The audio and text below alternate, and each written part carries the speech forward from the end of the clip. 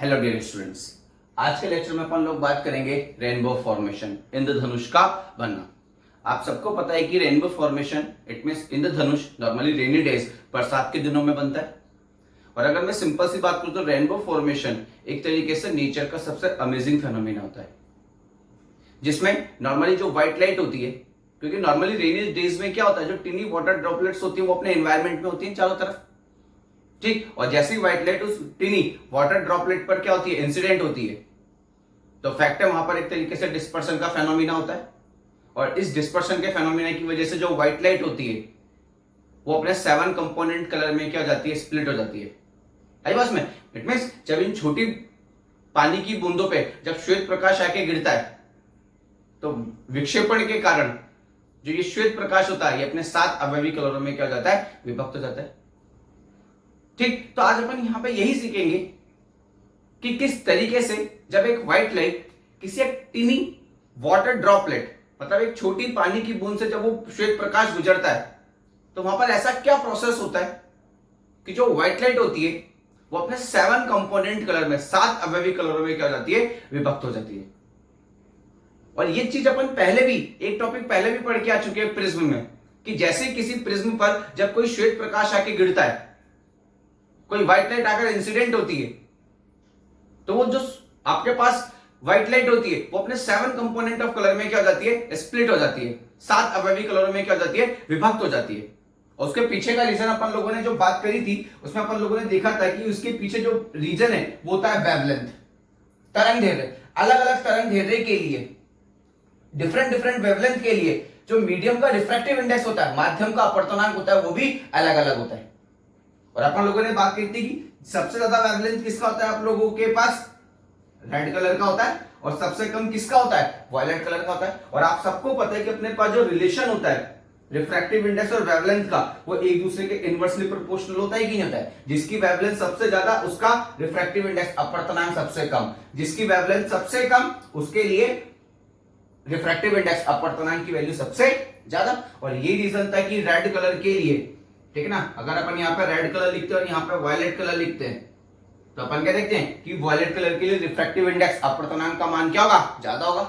और ये रीजन होता है, याद करो कि ये रीजन होता है कि जो रेड कलर जो वायलेट कलर होता है उसका डेविएशन ज्यादा होता है, जबकि रेड कलर का जो डेविएशन होता है वो आप लोगों के पास क्या होता है, कम होता है। तो जैसे ही किसी व्हाइट लाइट, अब अपन को पता है कि जो व्हाइट लाइट है वो उन 7 कलर है वो एक दूसरे के ऊपर मिल के सुपर इंपोज होकर एक व्हाइट लाइट बनाते हैं कि नहीं बनाते, वो सारे कलर आपस में मिलकर एक व्हाइट लाइट बना रहे हैं। अब जैसे वो किसी मीडियम पे गिरे तो उसमें तो डिफरेंट डिफरेंट वेवलेंथ के कलर है, और उन डिफरेंट डिफरेंट वेवलेंथ के लिए अलग अलग तरंग दैर्ध्य के लिए उस माध्यम का अपवर्तनांक भी क्या हो गया, अलग अलग हो गया। और ये रीजन है कि जैसे व्हाइट लाइट प्रिज्म पर गिरती है तो सबका जो विचलन होता है, डेविएशन होता है, सबका डिफरेंट डिफरेंट होता है। और ये रीजन होता है कि व्हाइट लाइट अपने 7 कंपोनेंट कलर में क्या जाती है, स्प्लिट हो जाती है, टूट जाती है 7 अवयवी कलरों में। और ये चीज यहां किस में होगी, रेनबो में होगी। आई बस में तो रेनबो एक तरीके से क्या है, देखो rainbow is formed by the dispersion, देखो डिस्पर्जन हो गया ना, बाय द व्हाइट लाइट। मतलब एक तरीके से जो रेनबो बनेगा वो एक तरीके से श्वेत प्रकाश के विक्षेपण की वजह से बनेगा। और ये विक्षेपण किस किस की वजह से होगा, ये विक्षेपण होगा किसकी वजह से, टिनी वाटर ड्रॉपलेट्स की वजह से। और इस टिनी वाटर ड्रॉपलेट मतलब छोटी पानी की बूंद में जो फेनोमेना होंगे वो कौन कौन सा फेनोमेना होंगे, एक रिफ्रैक्शन का फेनोमेना होगा और एक रिफ्लेक्शन का फेनोमेना होगा। आई बात समझ में आप लोगों को। लेकिन जब अपन बात करते हैं कि रेनबो फॉर्मेशन की अगर मैं बात कर रहा हूं तो मुझे कुछ कंडीशंस पता होनी चाहिए। पहली कंडीशन ये पता होनी चाहिए कि अगर मैं रेनबो फॉर्मेशन पे बात कर रहा हूं तो देखना कि अगर मेरे पास ये सरफेस है और यहां से एक ऑब्जर्वर मतलब अपन लोग देख रहे हैं रेनी डे से, तो फैक्ट है यहाँ पे बहुत सारी टीनी वाटर ड्रॉपलेट्स होंगी, इस तरीके से टीनी वाटर ड्रॉपलेट्स होंगी इन्वायरमेंट में, ठीक है ना, क्योंकि मॉइस्चर आ जाता है रेनी डेज में, ठीक। अब फैक्ट है कि जो आप लोगों के पास सन होना चाहिए वो इस तरीके से होना चाहिए कि आप इधर हो, मतलब अगर आप इधर देख रहे हो रेनबो तो सन आपके पीछे होना चाहिए, तभी आपको रेनबो दिखेगा। इट मींस रेज इस तरीके से आएंगी, यहाँ पे जो भी फेनोमेना है, रिफ्लेक्शन का जो भी फेनोमेना है तब रिफ्लेक्ट होके जो भी आना है, और इस तरीके से फिर आपके पास यहाँ पे क्या फॉर्म होगा, रेनबो। मतलब हमेशा जो सन है, इट मीन जो सोर्स है जिससे लाइट आ रही है वो हमेशा ऑब्जर्वर के पीछे होना चाहिए, बैक साइड पर होना चाहिए। तो पहली कंडीशन क्या है, सन मस्ट बी बिहाइंड,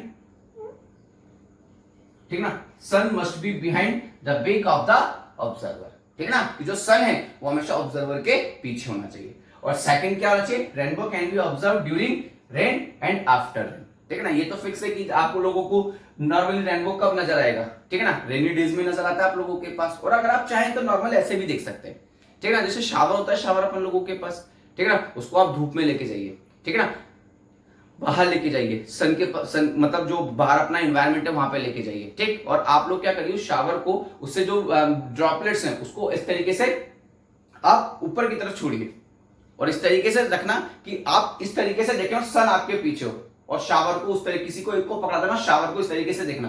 तो आप जब शावर को बहुत ध्यान से देखोगे तो आप लोगों को उसमें रेनबो नजर आएगा। अरे बस में तो कोई बड़ी बात नहीं होती है रेनबो फॉर्मेशन करना, बस आपको ये पता नहीं चाहिए कि जो आपका सोर्स है, जो लाइट सोर्स है जिससे लाइट आ रही है, वो आपके बैक साइड पर होना चाहिए। आई बात समझ में आप लोगों को? देखो इसको एक बार,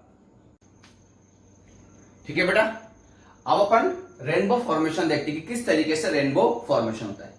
नेचर में अपने पास दो तरीके के रेनबो बनते हैं, ठीक। एक तो अपन लोगों के पास होता है प्राइमरी रेनबो, प्राइमरी रेनबो,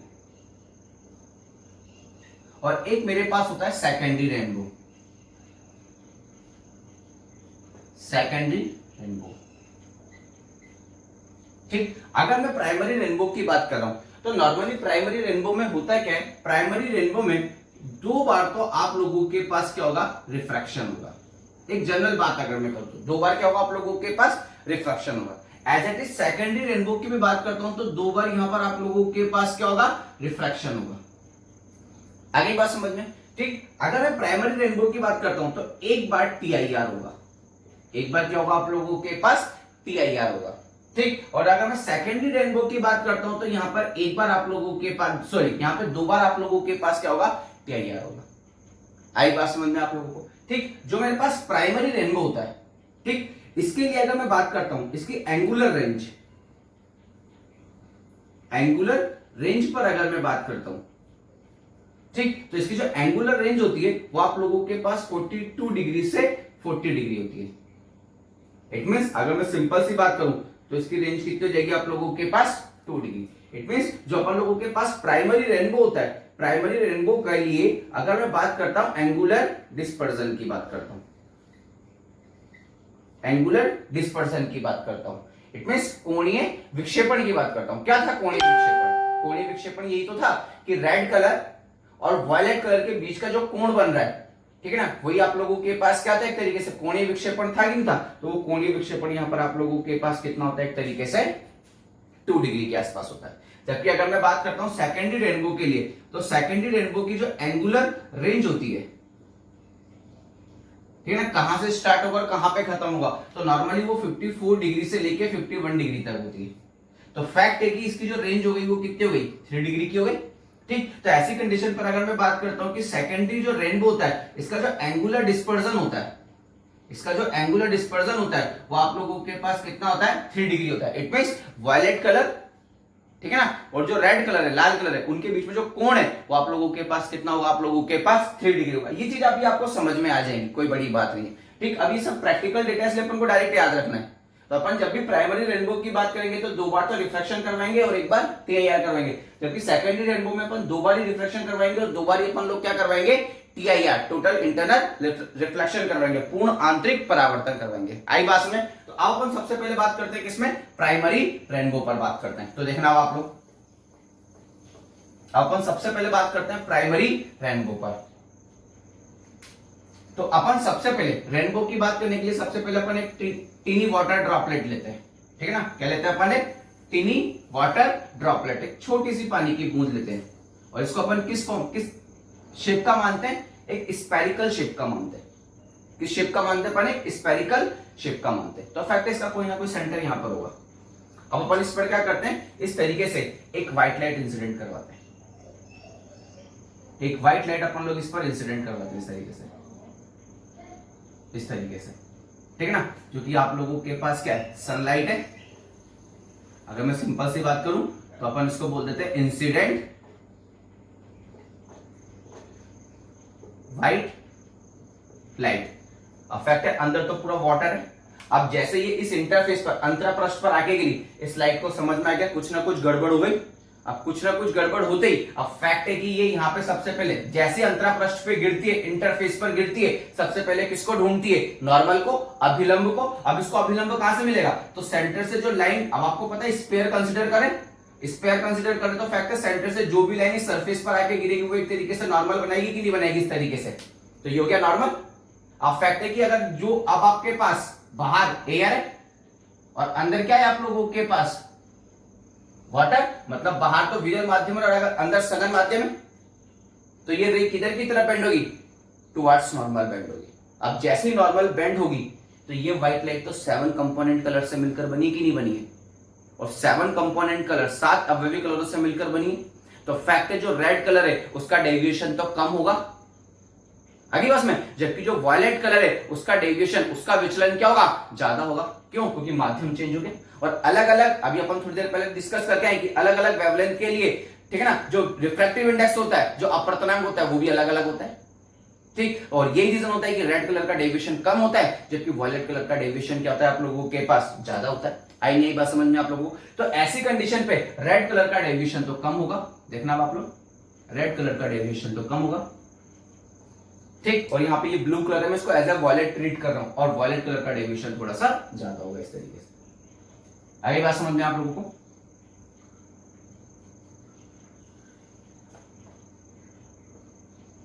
आगे बात समझ में आप लोगों को? ठीक। अब जैसे ही इस वाले सरफेस पे गिरे, अब आप देखो एक बार रिफ्रैक्शन यहां पर हो गया, देखो यहां पर एक बार रिफ्रैक्शन हो गया, एक बार रिफ्रैक्शन हो गया, ठीक। अब जैसे ही वो उस वाले सरफेस पर आके गिरेंगी, दोनों रेड और बीच में सारे कलर्स हैं, लेकिन अभी अपन कौन सा ले रहे हैं? ऊपर से टॉप कलर ले रहे हैं और नीचे का बॉटम कलर ले रहे हैं अपन लोग, आगे पास में। अब जैसे वो सरफेस पे जाके गिरेंगी तो फैक्ट है अब जो रे के पास का ऑप्शन है डेंसर से रेयर में जाने का, सघन से विरल में जाने का, लेकिन जैसे वो सरफेस पे जाकर इंसिडेंट होती है, जैसे वो सरफेस पे जाके गिरती हैं, अपन लोग क्या देखते हैं कि वहां पर जो आपतन कोण होता है, एंगल ऑफ इंसिडेंस होता है, वो क्रिटिकल एंगल से क्या हो जाता है? ज्यादा हो जाता है। और आप याद करो कि जब मैंने बताया था आप लोगों को टीआईआर के बारे में बताया था, तो टीआईआर हमेशा तभी होता है जब रे, जो प्रकाश की किरण होती है, वो सघन माध्यम से विरल माध्यम में जाती है। जब प्रकाश की किरण सघन माध्यम से डेंसर मीडियम से रेयर मीडियम में जाती है, ठीक। और अगर एंगल ऑफ इंसिडेंस, आपतन कोण का मान अगर क्रिटिकल एंगल से ज्यादा हो जाता है, क्रांति कोण से ज्यादा हो जाता है, तो अपन लोगों के पास जो रे होती है जो कि उस इंटरफेस पर जाके गिरती है, वो वहां से बाहर ना निकल के उसी मीडियम में क्या हो जाती है? रिफ्लेक्ट हो जाती है। और इसी को अपन लोगों ने क्या बोला था? Total internal reflection. तो फैक्ट है कि अब जैसे ये इस सरफेस पे गिरी तो ये नॉर्मल ढूंढेंगे, और इसका नॉर्मल तो यहाँ पे कहीं पर मिलेगा, और इसको इसका नॉर्मल यहाँ पर कहीं पर इस तरीके से मिलेगा। तो फैक्ट है अब रिफ्लेक्शन तो क्या बोलता है? जितने एंगल से आए उतनी एंगल से जाना है, तो ये एंगल इससे आए तो ये उसी एंगल से लौटकर वापस इधर निकल जाएगी। और जो वायलेट कलर है वो भी एज इट इज, जितने एंगल से उतने एंगल से इधर लौट के निकल जाएगा कि नहीं निकल जाएगा? इस तरीके से। आ गई बात समझ में आप लोगों को? ठीक। तो वायलेट कलर तो इधर निकल गया, ठीक। तो यहां पे देखो एक बार टीआईआर हो गया कि नहीं हो गया आप लोगों के पास? अब जैसे यहां पर आके गिरे, अब क्या बचा? एक रिफ्रैक्शन बचा। तो फैक्ट है कि अब जैसे यहां पर आके गिरे फिर नॉर्मल ढूंढेंगे, इसका नॉर्मल तो ये रहा, और इसका नॉर्मल अगर मैं सिंपल सी बात करूं तो इसका नॉर्मल ये रहा। और जैसे ही बाहर निकलेंगे तो आप सघन से विरल में आ रहे हैं, तो नॉर्मल से दूर हटेंगे, नॉर्मल से दूर हटेंगे तो कुछ इस तरीके से इधर निकल जाएगा, और रेड कलर किधर की तरफ निकल जाएगा? रेड कलर इधर की तरफ निकल जाएगा। आई बात समझ में? तो ऐसी कंडीशन पर आपको लोगों ने क्या देखा कि इंटर तो व्हाइट लाइट करी थी, लेकिन बाहर पूरे 7 कलर निकले कि नहीं निकले, ठीक। और यहां से अपन इसको क्या कर रहे होंगे? ऑब्जर्व कर रहे होंगे, यहां से अपन इसको क्या कर रहे होंगे? देख रहे होंगे। तो देख लो, जस्ट ऑब्जर्वर के बैक साइड से, पीछे से लाइट चल के आती है, रिफ्लेक्ट होकर वापस इधर आती है, तब जाके आप लोगों का क्या फॉर्म होता है? रेनबो फॉर्म होता है। हरी बात समझे आप लोगों को? तो ऐसी कंडीशन पर अगर मैं इसको इनिशियल कंडीशन मानूं, तो फैक्ट है कि अगर मैं इसको इनिशियल कंडीशन मानूं इस तरीके से, रेफरेंस लाइन मानूं, क्या मानूं मैं? Reference line. तो ऐसी कंडीशन पे जो वायलेट, ये तो हो गया आप लोगों के पास वायलेट कलर, और ये कलर हो गया आप लोगों के पास एक तरीके से क्या? Red colour. अरे बस में, तो ऐसी कंडीशन पे यहाँ पे वायलेट कलर एक तरीके से जो एंगल ड्रॉ करेगा अपने रेफरेंस लाइन से, रेफरेंस लाइन से जो एंगल ड्रॉ करेगा वो कितना होगा? 40 डिग्री। जबकि जो रेड कलर है वो कितना एंगल ड्रॉ करता है? एक तरीके से 42 डिग्री का एंगल क्या करता है? ड्रॉ करता है। तो फैक्ट है कि अगर मैं इन दोनों लाइन को, आप बहुत ध्यान से देखना, ये वायलेट रेड लाइट और ये आप लोगों के पास रेड लाइट, अगली बात समझे आप लोगों को? तो अगर मैं इन दोनों को पीछे बढ़ाऊं, देखना आप बहुत ध्यान से, इन दोनों को पीछे बढ़ाऊं तो यहाँ पे कहीं पे जाके मिलेंगे कि नहीं मिलेंगे। और फैक्ट है कि इन दोनों के बीच में ये जो एंगल बनेगा, ये एंगल, अब ये 42 है और ये 40 है, तो यहाँ पे दोनों के बीच में एंगल कितना बनेगा, 2 डिग्री बनेगा कि नहीं बनेगा। और यही आप लोगों के पास एक तरीके से क्या है, यही आप लोगों के पास एक तरीके से एंगुलर डिस्पर्जन है। ये आप लोगों के पास एंगुलर डिस्पर्जन है, ठीक है ना, कोणीय विक्षेपण है। आई नहीं बात समझ में आप लोगों को। देखो इसको एक बार जल्दी से, तो अपन को क्या याद रखना है, अपन को प्राइमरी रेनबो में सिंपल सा याद रखना है कि प्राइमरी रेनबो की जब भी मैं बात करूंगा, ठीक है ना, तो इस तरीके से एक बार रिफ्रैक्शन यहां पर होगा और एक बार रिफ्लेक्शन आप लोगों का यहां पर हो गया, और एक बार आप लोगों के पास क्या होगा, TIR होगा। इट मींस यहां पे जो लाइट इंसिडेंट होगी वो इस तरीके से इंसिडेंट होगी कि नॉर्मली एंगल ऑफ इंसिडेंस जो होगा वो एक तरीके से क्रिटिकल एंगल से क्या होगा, ज्यादा होगा। और ये रीजन होगा कि ट्रांसपेरेंट मीडियम होने के बाद भी जो इंसिडेंट रे होगी वो रिफ्लेक्ट होकर किधर की तरफ आ जाएगी, इधर की तरफ आ जाएगी। आई बात समझ में आप लोगों को, ठीक। इट मींस अगर मैं जब भी प्राइमरी रेनबो देखूंगा, ठीक है ना, अगर आप देख रहे हो प्राइमरी रेनबो को, तो आपको कैसे पता लगेगा कि ये प्राइमरी और ये सेकेंडरी है। तो हमेशा याद रखना, प्राइमरी रेनबो अगर आप देख रहे हो तो प्राइमरी रेनबो में ऊपर हमेशा रेड कलर होता है और नीचे की तरफ हमेशा क्या होता है, आप लोगों के पास वायलेट कलर होता है, और बाकी सारे कलर इनके बीच में होते हैं, ठीक है ना।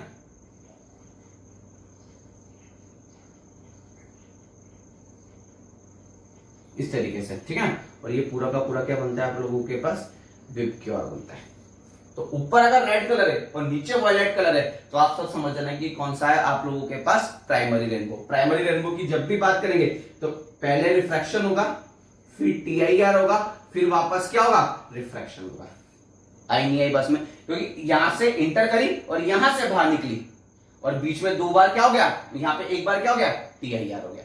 आई बात समझ में आप लोगों को। और एज इट इज इसी तरीके से क्या फॉर्म होता है, सेकेंडरी रेनबो। तो जब मैं सेकेंडरी रेनबो पे बात करता हूं तो बहुत ध्यान से देखना आप लोग, ये समझ में आए ना, ठीक है बेटा। अब अपन बात करते हैं सेकेंडरी रेनबो पर।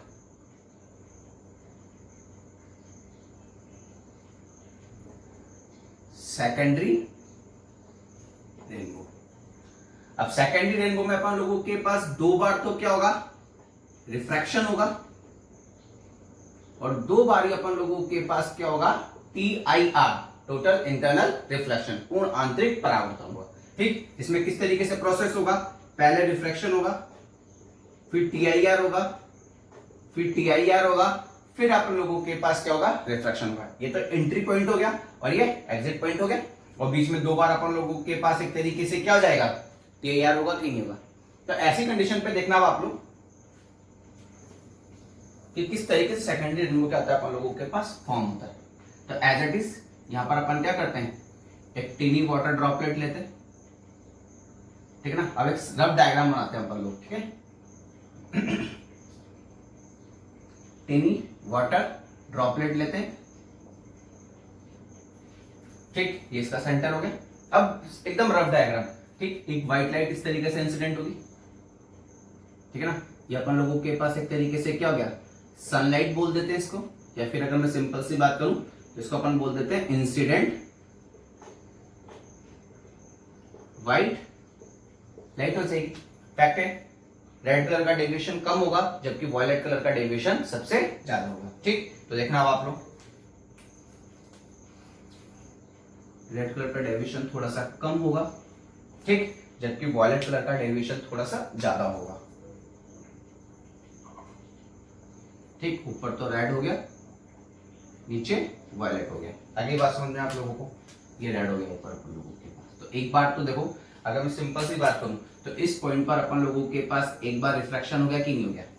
अब उधर क्या होना है, 2 बार TIR होना है कि नहीं होना है। अब TIR कब होगा, जब अब फैक्ट है कि जो रे है वो डेंसर से किस में जा रही है, रेयर में, सघन से विरल में जा रही है। तो फैक्ट है TIR हो सकता है, कोई टेंशन लेने की जरूरत नहीं। लेकिन TIR होगा कब, TIR होगा तब जब आप लोगों के पास angle of incidence is greater than critical angle, मतलब जब आपतन कोण का मान क्रांतिक कोण के मान से क्या होगा, ज्यादा होगा। तो यहां पर अब क्या हो जाएगा, अपन लोगों के पास एक तरीके से TIR होगा। तो देखना अब आप लोग, तो रेड कलर TIR, तो फैक्टर जितने एंगल से आना उतने एंगल से। अब अपन एकदम रफ डायग्राम बना लेते हैं इसका, ठीक है ना। तो इस तरीके से रेड कलर तो इधर कहीं निकल जाएगा इस तरीके से, और जो वायलेट कलर है वो कुछ इस तरीके से इधर निकल जाएगा।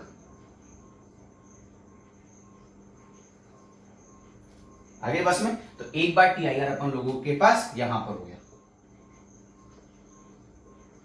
एक बार टी आई आर अपन लोगों के पास यहाँ पर, अभी एक बार और होना है टी आई आर। इसका मतलब यहां पर भी अगर मैं सिंपल सी बात करूं तो यहां पर भी एंगल ऑफ इंसिडेंस क्या होगा, एक तरीके से angle of incidence greater than होगा किसे, क्रिटिकल एंगल से आपतन कोण का मान ज्यादा होगा किसे, क्रांतिक कोण के मान से। तो ऐसी कंडीशन पे अब ये वाली रे तो निकल जाएगी किधर की तरफ, ये वाली रिफ्लेक्ट होकर निकल जाएगी इधर की तरफ। देखना अब आप लोग वायलेट कलर, ये जो अपना वायलेट कलर है वो तो आ जाएगा इधर की तरफ, और जो रेड कलर है वो आ जाएगा किधर की तरफ, इधर की तरफ। आई बात समझ में आप लोगों को, ठीक। और अब यहाँ पे क्या होगा, रिफ्रैक्शन। तो फैक्ट है यहाँ पर अगर मैं सिंपल सी बात करूं तो ये नॉर्मल, तो जब रे बाहर निकलेगी तो इस तरीके से, ठीक है ना। अब रफ डायग्राम बना देता हूं मैं, ठीक है ना। तो जो रेड कलर है वो तो इधर से इधर की तरफ बाहर निकल जाएगा, और जो वायलेट कलर है वो इधर से इधर की तरफ बाहर निकल जाएगा, और इधर से अपन इसको क्या कर रहे होंगे, सब ऑब्जर्व कर रहे होंगे। आई बात समझ में आप लोगों को, ठीक। तो सॉरी, ये वायलेट कलर इधर आएगा,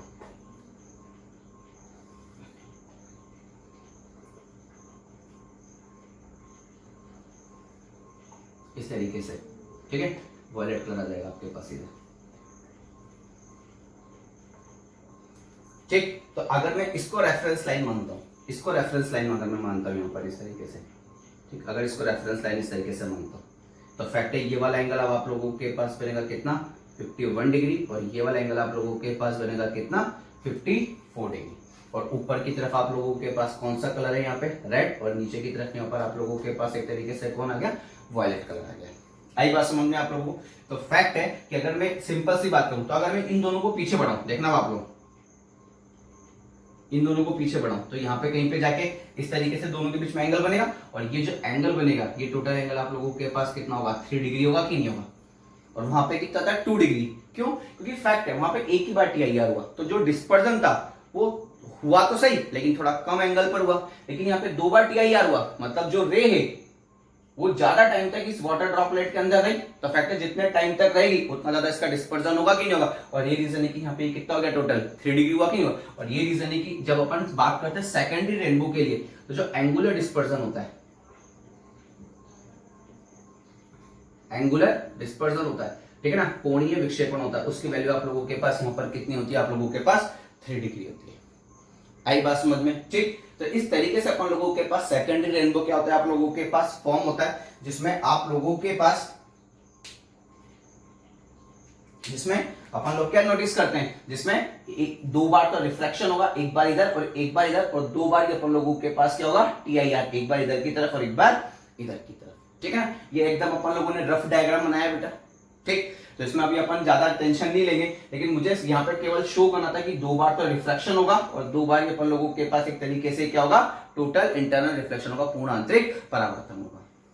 आई बात समझ में आप लोगों को। और जब अपन को देखना है कि रियलिटी में क्या ये सेकेंडरी रेनबो ही है, तो फैक्ट है कि सेकेंडरी रेनबो में अगर मैं सिंपल सी बात करूं तो ऊपर की तरफ होता है वायलेट कलर, उल्टा हो जाता है जस्ट, और नीचे की तरफ आप लोगों के पास क्या होता है, रेड कलर, बाकी सारे कलर इस बीच में होते हैं, ठीक है। और फिर क्या बनाते हैं वो एक तरीके से वेव की ओर बनाते हैं।